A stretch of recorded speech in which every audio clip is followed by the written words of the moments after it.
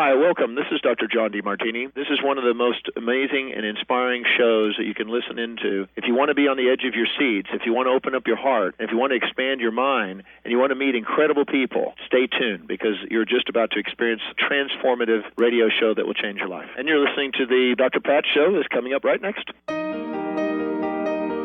Welcome to the Dr. Pat Show. Talk radio to thrive by. Powerful, inspiring, and coming to you live, bringing you stories of people like you and me, busting through and living life full out. Get ready to dare to wonder what your life would be like if you knew you could not fail. Good morning, everyone. Good morning, good morning, good morning. Yes, your eyes are not deceiving you. I am not Dr. Pat. I am Brittany Miles, host of Miles to Go with Brittany Miles, How to Lose to Gain It All. And I'm in for Dr. Pat today. And the topic of our hour is about grief and grief as a spiritual practice. And grief is not unknown to many of us, especially in this time of COVID. There have been so many unfortunate and immeasurable losses across the board for just about everyone in the country and across our world. This pandemic has really been hard for us all of us humans. And I want to talk about how I've been dealing with grief. And this came to me as an idea that I had about something in my life that I'm going to be sharing that I've been keeping under wraps, but also from Unity. Unity Village in Missouri sends out wonderful prayers and resource guides. And they were talking about grief and talking about COVID specifically. But that's how I kind of rounded out my idea today. So what am I grieving? So I've been talking on my show, Miles to Go, for the past few months about self-love, self-care, self-compassion, dealing with difficult feelings and not knowing what to do. So for about the past 6 months, and underneath that has been my own particular struggle. And I am a parent of a mentally ill child, and she has severe mental illness. And it's tough. There are times where I don't know what's going to happen next. I am unable to plan as one would with her future. I don't know if she's going to be stable from day to day. She's unable to do most things kids her age, early teens do. There are some things that she does do. But within that, I've had to grieve. I've had to accept the sadness that the picture that I had when I held her in my arms in that pink blanket when she was first born, those dreams have to go away. They have to die. The thoughts I had when she was in elementary school and she showed great promise with her art, which she still has, but what is she, how is she going to use her talent? How do I effectively plan her future with her? What can she do? As I said, right now she doesn't go to school. She's missed a lot of school. She's very disabled. What does that look like?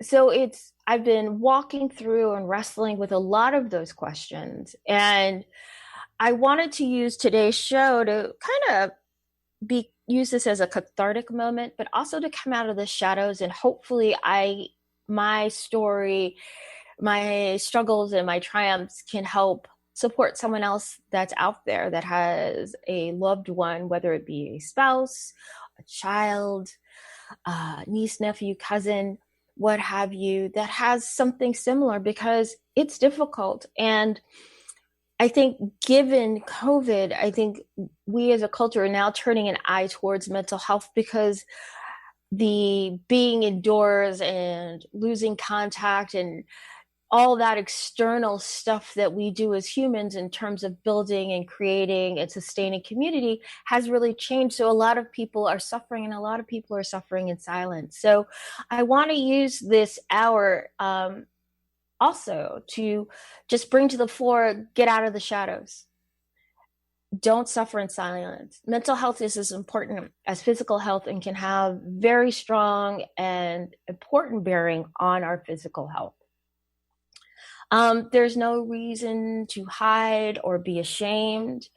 Again, it's something that I think we as a culture, excuse me, don't really understand, or we've chosen not to understand mental health because it's scary. The things that happen can be quite frightening. And as a parent, I've seen my child in various situations that have been very off-putting, things I felt uncomfortable sharing.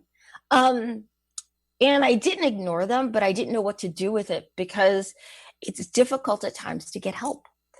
And especially when you have a young child, there's the thought that perhaps they'll grow out of it, which is true.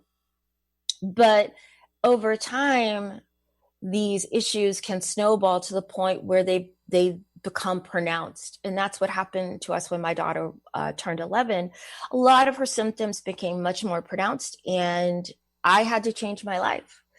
And my life became, instead of being a full-time professional, I had to become a stay-at-home mom.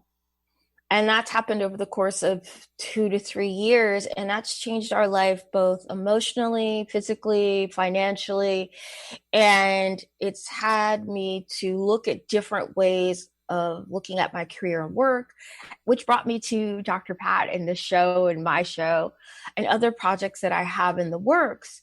So there is some good there. And I see the highlights of how it changed the trajectory of our lives.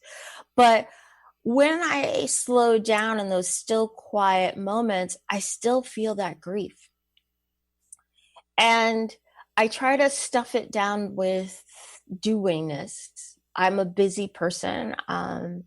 I encourage people to feel things and work through them and do so mindfully. However, this pain has been so heartbreaking, heart-rendering. It's just, I can't explain it. It's a broken heart, but in such a different way.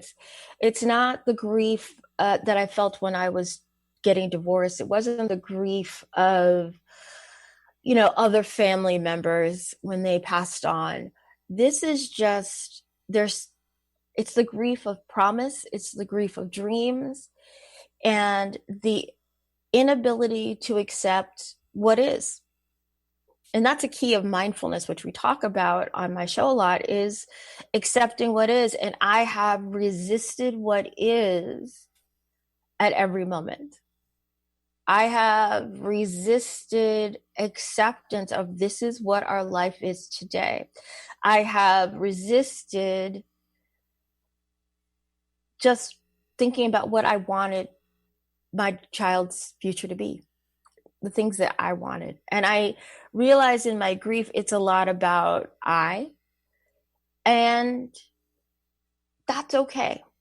I am a recovering people pleaser, so I tend to do a lot for others so that I can gain love. And I feel that, something outside of me will make me feel better and I'll gain strength and love and appreciation. But I'm learning from this grief process that I need to take care of me. And I did some lip service, but I've also been doing a lot of work on self-care. But this is, to me, dealing with the grief is a different type of self-care. It's dealing with those really difficult emotions. And there's a lot of pieces to it. It's multifactored, where it's a lot of what I call sticky, icky, ooey gooey places. And you have to open yourself up to that. And there is a softening.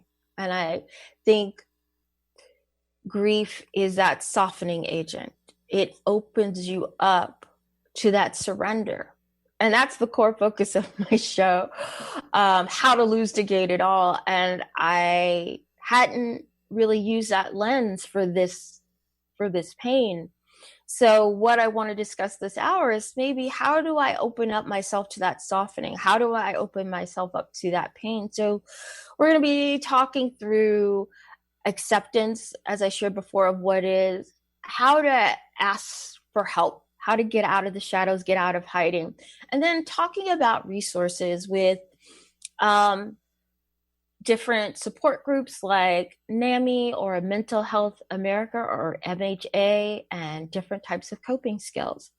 So I am Brittany Miles, host of Miles to Go with Brittany Miles, How to Lose to Gain It All. And I'm here on the Dr. Pat show, guest hosting today. And we're talking about grief as a spiritual practice. So stay tuned. I'll see you after the break. Join the New Earth on the Cornelia Stephanie Show. Tune in each month as Cornelia takes listeners on an odyssey of higher consciousness to inspire, educate, and empower. Cornelia Stephanie is a spiritual teacher, passionate speaker, published author, and founder of the Empower Network. Cornelia guides people on the path of self-healing, peace, and liberation. For more information, go to corneliastephanie.com. The finder of lost things, exploring your superpowers of trust, healing, and transformation with me, Hannah Velton. When my brother Christian went missing, I completely denied my grief. We can either transform and transition, or we can stay stagnant. This podcast will uncover the process that Christian and I went on to find the lost things, him, and to find the parts of me that were missing. And there's things that are missing in you that prevent you from letting go, whether it's a person, a dream, a lifestyle.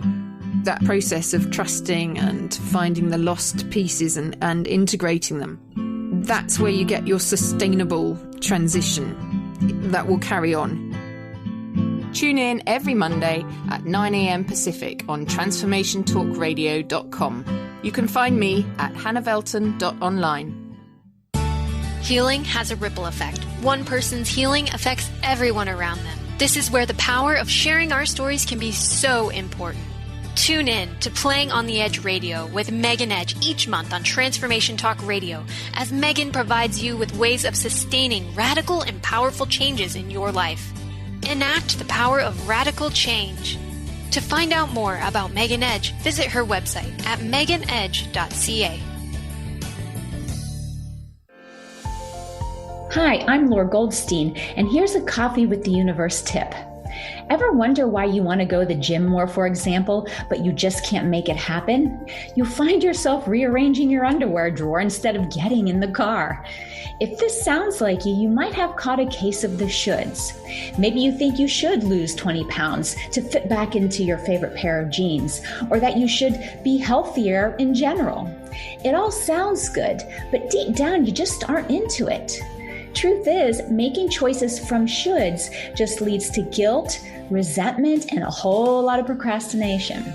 So take a good look at your goals. Are you shoulding yourself anywhere? If so, give yourself permission to let it go. For more insights like this, tune into my Transformation Talk radio show called Coffee with the Universe. It's a live call-in show. I'd love to support you. Hey everyone, welcome back.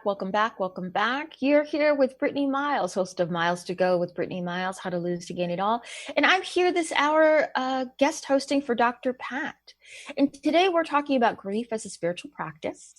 And I am becoming more public about my struggles and confrontation or acceptance of grief. I am grieving through my child's chronic mental illness, and I'm discussing that today. So if that's something that you are struggling with or need support with, please reach out to NAMI.org or mentalhealthamerica.org, or MHA as Mental Health Association is known as, and we're going to be talking about coping skills. And for this segment, we're going to be talking about acceptance. And I received something in the Daily Word, I believe yesterday, which I thought was perfect for this show, and it's talking about acceptance. Acceptance is my path to peace. If I touch a rose's petals, I may delight in their soft, velvety texture. If I hold the bloom to my face, its sweet scent may make me smile. Grasping a rose by the stem and touching the thorns, however, may pierce my skin and cause me pain. The seasons of my life are like the rose, sweet and soft, as well as sharp and prickly. As I seek the rose's beauty and fragrance, so too must I accept its thorns. In my life, I have enjoyed pleasure and plenty, just as just as I have endured hardship and scarcity. Through times of joy and through times of sorrow, I am grateful for the presence of God within and all around me. I accept my life as I accept the rose, from the dewy rosebud to the rose's fullest bloom to the last withering petals. And I think that's a really pretty and strong metaphor, analogy for acceptance, because you have to take, as my mother used to say, the bitter and the sweet. So there's joy and there's sorrow. That's just the balance of our life and nature, right? You have to have a positive and a negative. So acceptance, how do you accept what is? And as a person that really focuses on mindfulness as just a core part of their journey, it's really getting still, focusing on the breath, and just relaxing into the present moment. And whenever that happens, you find that peace, because the power that you have in your life is always within the present moment. So whenever I'm having struggles with my child, if there's an outburst, or I have anger or fear or distrust with our health team or providers, I get to take a step back and take a breath. I don't have to have that answer. And when I feel as if, oh my God, what if it's this, or what if it's that, or I need to do this, or I need to do that, which kind of compounds the grief and the sadness with a doingness, taking that moment to take that inhale and that exhale, it just resets your brain and allows you to just focus. And it might be a couple of breaths until you can calm yourself. It might be putting your hand on your chest and on your belly, but taking that time just for yourself, just to get yourself to relax. Because otherwise you're in this, oh, what are we going to do? You know, the sky is falling and you're not able to see what is and what's happening. And once you're able to get into that settled place, you're able to see what's happening, and you can become present to the emotions that you have. And you can decide what you're going to do in that moment or not do. And it's kind of what I call my 3-step process. These are things that I have discovered in different parts of my life that are helpful. And then also many other mindfulness practitioners talk about this. I think for me to work through the grief, especially when those difficult emotions start to well up, for me, usually in my chest and my throat, it's just breathing through them. And sometimes I can consciously become aware and deal with them. And other times I'm like, okay, I need to focus here. And I will come back to those emotions and I'll figure out how I want to resolve them. How am I going to get support with someone, like getting counseling for myself? Another part of acceptance is, as I said, with grief, it's mourning the loss of what you thought, your dreams, of what you thought your child or loved one was going to be, and having the ability just to cry through that, or have the anger that through that about, you know what, you got kind of a crappy deal from life, but also seeing the positives of that, but also dealing with that anger. I think grief, someone shared with me, is a little bit of anxiety about the future and then anger about the past, because depression is about anger of the past and you know, anxiety is about fear of the future. So it's a mixture of both, because you're in this in-between state, betwixt in between. as it were, where you just don't know what to do. I mean, you could be happy one minute, you can be sad, you can be in deep anger and also deep sadness. I mean, I think grief is so, like all of our emotions, it's very temporal, right? It all depends on where you are in that moment, your day, your month, your week, what have you. And sometimes it goes away and sometimes it gets re-triggered, can go into remission. There's something else that triggers it and it comes back on you, and it can come in waves. Like anyone who's had a loss, a major loss of a loved one, it is a process. It is a process. And I think as a parent of a child with mental illness, grief will have different stages. Like I have right now, where I'm grieving is the grief of my daughter going to school like the rest of her friends. And that's a particular loss. It could change, but for right now, it's difficult. I want her to have very similar experiences and enjoy her teens as I did, and other kids do. But I'm warning that might not be for her. And as a parent of a child with mental illness, there are different losses that you will have, and I think you should allow yourself to mourn them, right? Could be many things. I mean, I was reading an article about this to prep for this hour, and there was a parent saying that, she mourned the loss of her child no longer really wanting to play sports because it was too much. And it was something that was a thing for them. That was their thing. That's where their skill was. That was their passion. That's where their joy was. And to see the child walk away from that was very difficult for the parent. But also it comes back to acceptance. And as you grieve, you're allowed to mourn that loss, but it also opens you up for accepting the sweet. We've talked about the bitter a bit, but let's talking about the sweet, those thorns, as part of what I read from Unity. And the sweet is that you can walk beside your loved one. I read this somewhere or heard this somewhere. Instead of walking ahead of your loved one, walk beside them. I think as a parent or potentially a spouse who's trying to manage their life and family with a spouse, you tend to walk ahead because you're trying to be the leader, you're trying to be the guide, you're trying to be the supportive one because you are the one that's helping and supporting them. However, in every situation with them, you don't necessarily have to be the lead. You can actually walk beside them.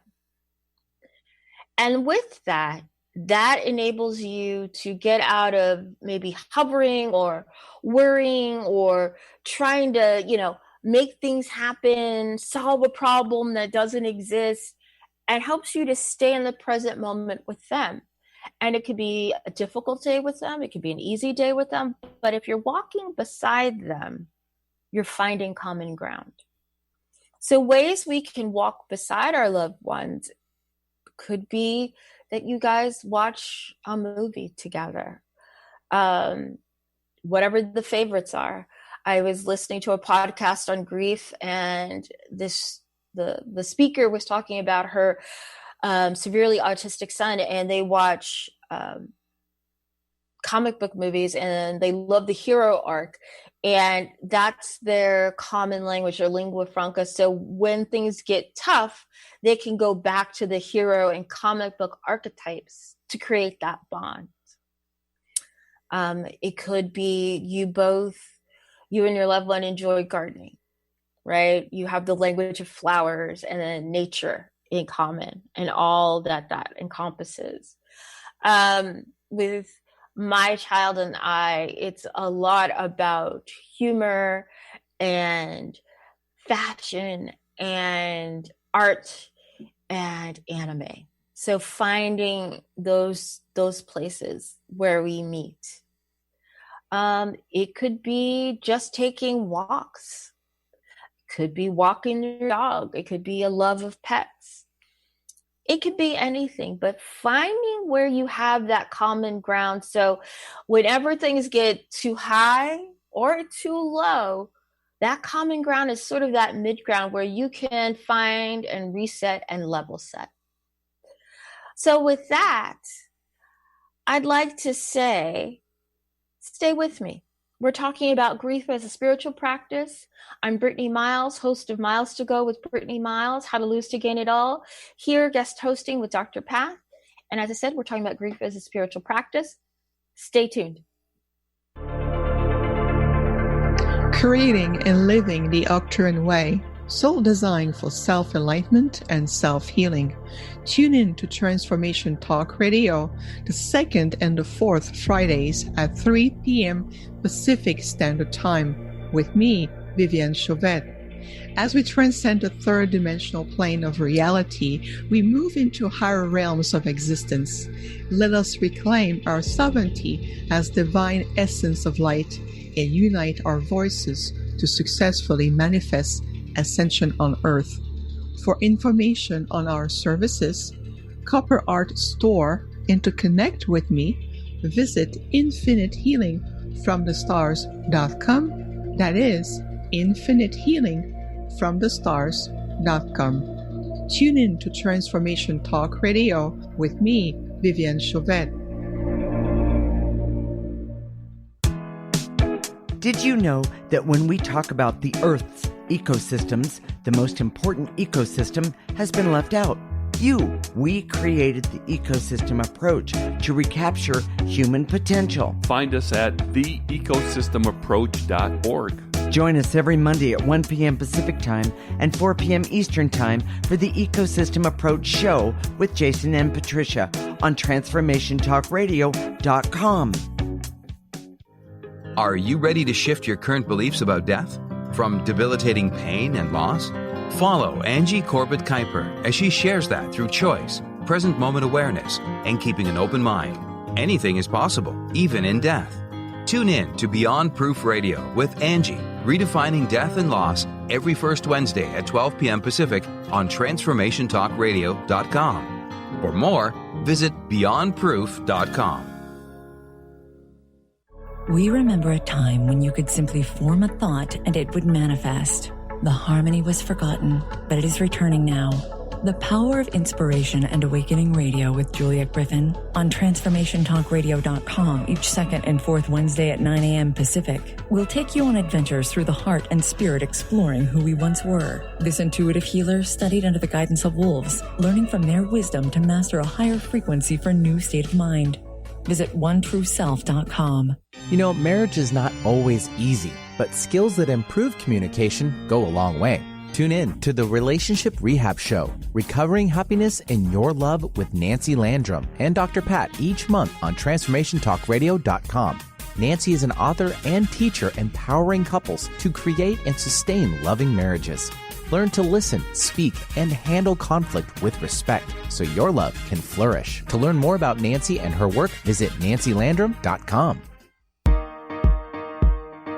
Learn how to lead a happier life on Miles to Go with Brittany Miles. How to lose to gain it all. Join Brittany every second and fourth Wednesday at 1 p.m. Pacific on TransformationTalkRadio.com. Listen as coach and healer Brittany Miles shares stories that teach you about surrender. For more information about Brittany, milestogocoaching.com. Hey everybody, stepping on the intro. Sorry, Benny. This is Brittany Miles on Miles to Go with Brittany Miles, How to Lose to Gain It All. And I am guest hosting for Dr. Pat today. And what we're talking about is grief as a spiritual practice. And I'm talking about my own struggle with grief. I am talking about something that's been super, super personal to me and sharing it with the world, that I am parenting a child with severe mental illness and I'm struggling with grief with that. I am hoping that sharing my story will help others who might be hiding in the shadows, because it's not something that's easy to talk about, and you don't always feel like you're going to be accepted, and you don't know necessarily what to do with all your feelings. And I grieve the loss of what I thought her life was going to be. And what I'm working through with grief is what we've been talking about, is accepting what is, and what acceptance looks like, how to find common ground with your loved one, finding a language where you can accept where you are in that moment, in that day. So things get too high or too low, you can always come back to center. So in this segment, it's about it's about asking for help. And that's tough. And this is something that I talk about on my show all the time. Ask for help. Ask for help. These are resources. Do this. So in the spirit of physician heal thyself, I am actively working on asking for help. I think one of the key things is here, it's like today's show is me coming out of the shadows and talking about it publicly with the world and saying, I need help. I'm struggling. I kind of hid it in other shows in the fall and early this year, where I talk a lot about self-love, self-compassion, excuse me, not knowing what to do next when you have difficult feelings, or how to manage difficult feelings and dealing with things in that sticky, ooey gooey place. Well, that's what I was really talking about and dealing with. So now I'm being honest. And if you have an issue with this, feel free to call in, and, maybe Benny or Jacob could flash the number on. Happy to talk to you, or we could talk about this more on my show. Probably we'll talk about this in our next show in next week. But yeah, get out of the shadows, stop hiding. What I would say is start engaging friends and family. There's fear, there's stigma around mental illness, but don't be afraid. Tell your friends, tell your family what you're going through. They may or may not understand, but open yourself to the possibility that you'll get support. That was one of my fears, is that if I opened myself up and told people all the things that were going on, because there's a lot of stuff, there's a lot of things, there's a lot of pressure, there's a lot of stress, there's a lot of anxiety, there's just a lot of fear, a lot of not knowing. And it's tough. It's tough to engage friends and family, but do it because you might get some sympathy. You might get a shoulder to lean on, a shoulder to cry on. And they might be able to point you towards some resources. Explore counseling. We focus a lot on getting the right resources at the right time for our loved ones, but it's rare that we actually look at counseling for ourselves, because we're always in this doing, protective, got to fix, got to plan, got to motivate, got to activate, because you are a primary or a high secondary caregiver, or you're just a member of the extended family, and you might feel ignored or lost, but you still have grief, like a sibling or a cousin or something. But it's important for you to have a sacred and safe place to talk about that grief. I have a counselor. I do see my counselor. I go in for what I call, tune-ups, touch points, touch-in, sinks, whatever you want to call it, just when things get a little kind of hectic and I feel like it's a little too much. It's a little too much. It's a lot. And what I get from that is, as I said, is that sacred space. It's a place for me to just dump all the stuff and help me to explore my feelings and look at where I am in the grief cycle. And what I do try to get out of those sessions is what's a positive that I can look towards or for. What can I do for myself? And I talk about self-love, self-compassion, self-care, but self-care is looking very different now, where it is for me taking that time to have the time to explore my feelings, but also just having quiet, creating boundaries between myself and my child. Sometimes it can become all consuming, where everyone wants every part of me, but if I don't take care of me, no one else will. I think we all know the analogy of you can't pour from an empty cup.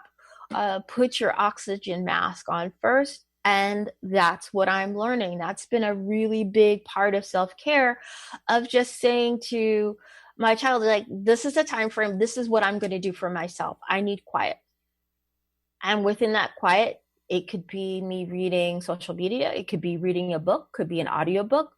It could be meditation. It could just be staring out the window. Sometimes it's just me walking my dog alone and just looking at nature. It's a lot of things. It's a lot of things. Also looking for support groups. We've been flashing up NAMI.org. They have wonderful, wonderful support groups. You can probably find something in your time zone all around the country. The people there are just like you. They are having similar struggles, similar triumphs, and it's a safe space to share what's going on and have a check-in and a touch point and just learn different coping skills and strategies. Sometimes it's just there a place, if you need to just cry, right? But knowing that there are people in the world that are going through what you're going through, and you can feel like legitimized, like what you're feeling, what you're going through is real and important, and it's also sacred. And you've got an army of millions supporting you. If you are spiritual or religious, there are different groups at NAMI that have a spiritual component. There are, whatever your faith, I'm sure between churches, mosques, synagogues, whatever have you, I'm sure there's some sort of support that you could get from your religious leadership, or they could point you someplace. There could be counseling that they could provide to you and your family. Also going to your physicians, your primary care physicians. They can potentially point you to different support options, as well as your treatment teams, your psychiatrists, your therapists, hospitals. If your loved one has been hospitalized, they can find or help you find support groups. You could try your Health and Human Services websites all across the country, I'm sure, have some free or low cost counseling. So those are places where you can look for support. I think the biggest thing here is asking for help. Don't be afraid. There's hope. I just want to leave you with that. There's a lot of hope. So with that, I'd like you to stay tuned, because we'll be talking more about other types of coping skills that you could use in the moment. And I'm Brittany Miles of Miles to Go with Brittany Miles, How to Lose to Gain It All. And I'm here guest hosting for Dr. Pat. And we're talking about grief as a spiritual practice. And I'm going public with my grief. I am grieving for my mentally ill child. And I want to be able to use our story to support others who might have a similar struggle. So stay tuned, and I'll see you after the break. Hi, everyone. I'm the host of Nothing But Now, Mindful Living with Dr. Mary Angela McGuire on Transformation Talk Radio. I share ideas, insights, and tools you can use to release yourself from fearful and negative thinking and live from a place of clarity and confidence. Please join me in each show where we challenge ourselves to change together. Please go to my website, McGuireLifeCoach.com. That's McGuireLifeCoach.com. See you next time. Hi, I'm Trish Laub from A Cup of Comfort, where we talk about Care Hero topics that nobody wants to talk about. Here's your Care Hero tip of the day. During all Care Hero journeys, the need to keep track of a lot of information arises, some of it critical. Possibly the greatest challenge Care Heroes face is the gathering and organizing of information. Just as every trade has a power tool, whether an electric drill or a laptop, my family's Care Hero power tool was the 3-ring binder. We generated a mini library of labeled 3-ring binders, one for each category of information, complemented with additional spiral notebooks used to detail medical appointments and episodes. This unfussy and convenient system of binders helped my family stay organized and able to deliver the dignified care and end of life my parents desired. Tune into my show to learn more.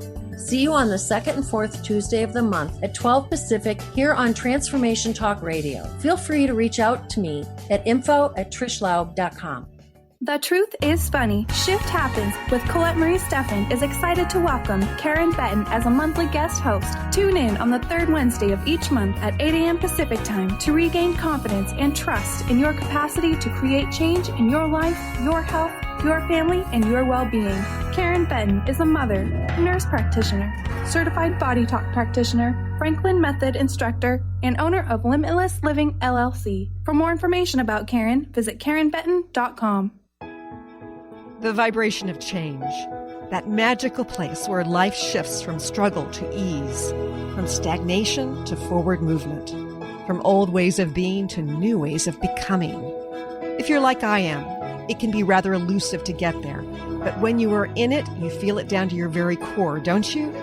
And it can positively affect everything in your life, from your relationships to your health and well-being, from your career path to your abundance, from the quality of that inner connection to the fullness of your self-expression. On the Christine Upchurch Show, we explore ways to get into that vibration of change with experts in the fields of consciousness, psychology, spirituality, health, healing, and science. Join me, Christine Upchurch, every Friday at 11 a.m. Pacific Time, 2 p.m. Eastern Time on KKNW AM 1150 and Transformation Talk Radio, and learn new ways to step into your vibration of change.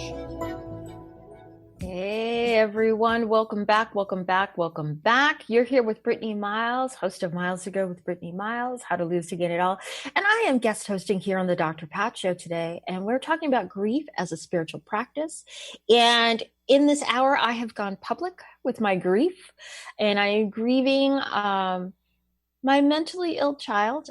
She has severe mental illness, and just grieving a lot of losses of what I thought she would be and become in the future and the now, but also focusing on acceptance of what is and how wonderful and great and shining she is and the light that she is in the world, and how proud I am to be her mom, to be her parent, because I choose to see her as she is and not as her diagnosis. So we've been talking about acceptance and accepting what is, like I just said, accepting who she is and where we are today, and where we are today may not be where we are tomorrow or where we were yesterday. And coming out of the shadows and hiding, trying to shake off the stigma of mental illness and asking for help, and sharing how I have dealt with this through counseling, through support groups, and engaging my family and friends to talk to them about my struggles, and also helping to educate them about what mental illness is. And now I just want to talk about a few resources. We've been talking about NAMI, which is a wonderful organization, NAMI.org. Also, there's Mental Health America, MHA, I believe .org as well. Those are two great resources that I've been using and supporting. NAMI has great support groups. Many people have pointed me there, and I finally have started attending, and it's been a really great place for me, and it's just a wellspring of support, and I highly recommend it. So There are various coping skills you can use to help manage your grief and deal with your grief. I use RAIN a lot as a tool on my show, which helps with surrendering and accepting what is. And RAIN is a tool that was created by Tara Brach, and it stands for this. R is just recognizing what's going on in that moment for you. A is accepting things as they are. You get to investigate and ask yourself questions about how you're feeling and what's happening, and it'll lead to a host of questions, and you investigate and inspect where you are with care. And then N is nurturing yourself with self-care and compassion. So those are really great. It's a great tool to help you get into the now, helps you to acknowledge and accept what is and those emotions that are associated with it. Do you get through everything in just one kind of sequence? No, you just run through it multiple times until you get to where you want to be. You can put it to the side and come back to it. But it's a wonderful tool to help you understand you and where you're feeling. And I have a show called RAIN with Dr. Mary Angela McGuire. So you could check that out on my show. So Brittany Miles on Miles to Go, How to Lose to Gain It All. I think other mindfulness practices such as meditation and building a practice, if you only do 2 to 3 minutes a day, helping you to just slow down all the swirl and chaos that is, our monkey mind, finding a way to do that. You could just focus on the breath, the inhale and the exhale. You could use tools such as Insight Timer, which is an app on iOS and Android. And there are various guided and unguided meditations for you. You could use a mindfulness timer. Again, you can find these on iOS and Android that just have a bell that rings either on the half hour or the hour or whatever schedule you want. And in that moment, once that bell dings or chimes, you just take a breath, inhale and exhale, and it grounds you in that present moment. As always, when we're in fear or anxiety or grief, there's a lot of holding of our breath. So taking a time just to inhale and exhale, and that's, as I've been saying, just a meditation in and of itself. You can put your hand on your chest, your hand on your belly, close your eyes, or just lower your eyes and just focus on something out in the distance and just slow down. You don't have to always be doing something. You don't have to always have a solution. You don't have to just be in charge. Try to just relax and take care of yourself. And it's always in that present moment awareness is where you have your greatest power and you have your greatest strength. So always bringing it back to the breath, that will help to, as we talked about at the top of the show, reboot your brain. So taking that inhale, slow down, exhale, and then just sit in the stillness and determine what you need to do now or later, or just do nothing at all. And with that, I want to close and say thank you for everyone that's listening and holding space with me as I talk and walk through, grief and grieving. This has been super cathartic for me. It feels good to come out of the shadows into the light. Sunshine is the best disinfectant for everything. And this is something that I have great, I should say it's something that I will always support for the rest of my life. I was always a mental health advocate, but even more so now. I think it's even more important now that we turn our eyes to mental health given COVID and how it has disrupted and changed our community. Mental health is important as physical health, and we should check in on each other. We should support each other. Be your brother's keeper.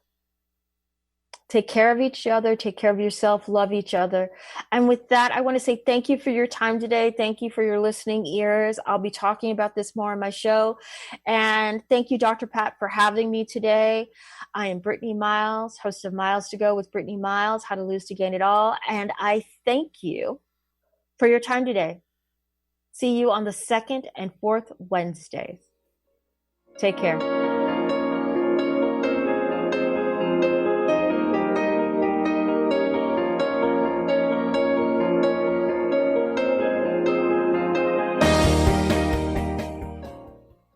Views expressed on this program are those of the host, guests, and callers, and do not necessarily reflect the views of the station, its management, or advertisers. You're listening to Transformation Talk Radio.